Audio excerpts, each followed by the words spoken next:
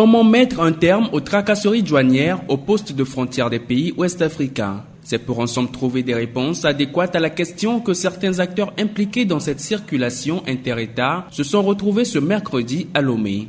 Autorités traditionnelles, jeunes, associations de femmes ou autres opérateurs économiques, bref, tous étaient présents pour soumettre leurs inquiétudes et surtout proposer des approches de solutions pour endiguer le phénomène qui, au fil du temps, gagne en intensité. La CEDEAO a adopté beaucoup de protocoles pour favoriser la libre circulation aussi bien des personnes que des biens aux frontières.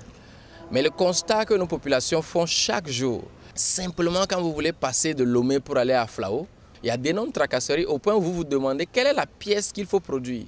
Quel que soit ce que vous donnez, dès que vous ne voulez pas donner de l'argent, le douanier, le policier vous dit restez là-bas. Et donc, nous a paru opportun, en tant que jeunes, de regrouper un certain nombre d'acteurs. Le premier objectif, c'est de mieux comprendre la réglementation qui régit la libre circulation des personnes et des biens à la frontière. Nous allons voir donc dans quelle mesure mettre fin à tout ce qu'il y a comme tracasserie à la frontière. C'est vrai que nos États manifestent beaucoup de volonté. Il nous appartient à nous, acteurs de la société civile, de faire le plaidoyer, de faire toute la pression nécessaire pour que tout ce qu'il y a comme tracasserie soit supprimé.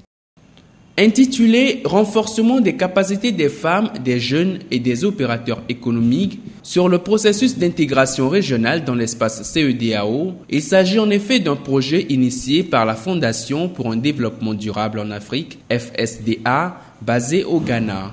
Et puisque la libre circulation des biens et des personnes n'est pas tout à fait respectée entre nos deux pays, il était essentiel pour les organisateurs de cette rencontre de prévoir un certain nombre d'activités aussi au Togo. C'est nos collègues du Ghana qui ont initié le projet. Et à l'origine, il y a donc une série d'activités qui vont être menées. Il y a des débats, il y a des rencontres avec les différents acteurs, il y a des sondages même qui vont être faits auprès des différents partenaires pour voir comment vous percevez lorsque vous circulez à la frontière, quelles sont les difficultés que vous éprouvez. Nous avons des activités à travers les médias.